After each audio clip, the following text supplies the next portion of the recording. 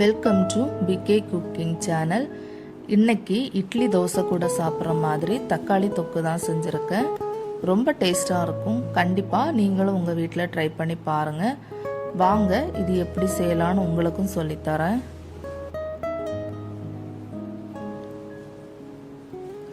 கடாயில் கொஞ்சமாக நல்லெண்ணெய் ஊற்றிக்கிறேன். தக்காளி தொக்கு நல்லெண்ணெயில் பண்ணுங்கள், ரொம்ப டேஸ்ட்டாக இருக்கும். 3 ஸ்பூன் கடலைப்பருப்பு, கொஞ்சம் இதை வதக்கிக்கலாம். இப்போ பாதி வதங்கும் போதே அதே அளவில்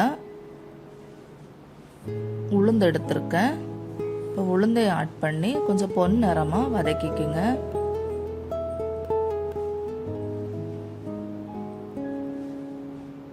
இப்போ இதுலேயே 2 காஞ்ச மிளகா ஆட் பண்ணுறேன். உங்களுக்கு காரம் ஜாஸ்தி பிடிக்கும்னா 3 ஆட் பண்ணிக்கோங்க. இப்போது உளுந்து கடலைப்பருப்பு எல்லாமே கொஞ்சம் நல்லா வதங்கி வந்திருக்கு. இதை தனியாக எடுத்துடலாம்.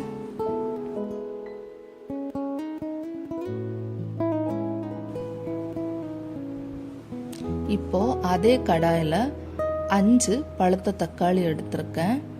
சின்னதாக கட் பண்ணி ஆட் பண்ணுங்க. ஒரு 10 பல் பூண்டு. இப்போ இதை தக்காளி நல்லா வதங்கி வரணும், அது வரைக்கும் வதக்கி எடுத்துக்கலாம்.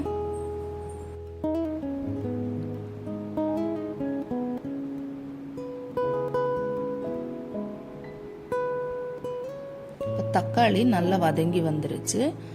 இலந்த பழம் சைஸில் கொஞ்சமாக புளி ஆட் பண்ணுறேன். 1/2 டீஸ்பூன் மிளகாய்த்தூள், 1/4 டீஸ்பூன் பெருங்காயம்,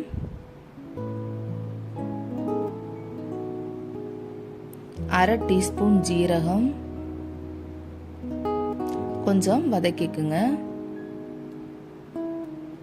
இப்போ இதுக்கு தேவையான அளவு உப்பு போட்டுட்டு ஸ்டவ் ஆஃப் பண்ணிடலாம்.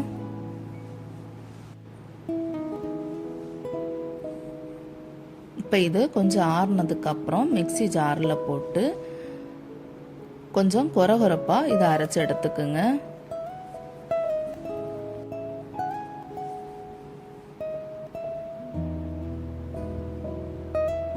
இதில் 1/4 டீஸ்பூன் வெல்லம் ஆட் பண்ணுறேன். இப்போ இந்த மாதிரி அரைச்சி எடுத்துட்டு ஏற்கனவே நம்ம வதக்கி எடுத்துருந்தோம்ல அந்த கடலைப்பருப்பு உளுந்தப்பருப்பு அதை ஆட் பண்ணி கொஞ்சம் அரைச்சி எடுத்துக்கலாம்.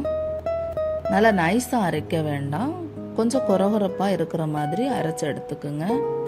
அப்போ தான் ரொம்ப டேஸ்டாக இருக்கும். இப்போது அரைச்சி எடுத்துட்டேன். இதில் தேவையான அளவு கொஞ்சமாக தண்ணி ஆட் பண்ணுறேன். மிக்ஸி ஜாரை கழுகி தான் ஆட் பண்ணுறேன். இதை நல்லா மிக்ஸ் பண்ணிவிட்டு கடைசியாக கொஞ்சம் எண்ணெயில் கடுகும் கருவேப்பிலையும் தாளித்து ஊற்றிடுங்க. அவ்வளோதாங்க, சூப்பரான தக்காளி தொக்கு ரெடி ஆயிடுச்சு. கண்டிப்பாக உங்கள் வீட்டில் ட்ரை பண்ணுங்கள். வீடியோ பிடிச்சிருந்தா லைக் பண்ணுங்கள், ஷேர் பண்ணுங்கள், சப்ஸ்கிரைப் பண்ணுங்கள்.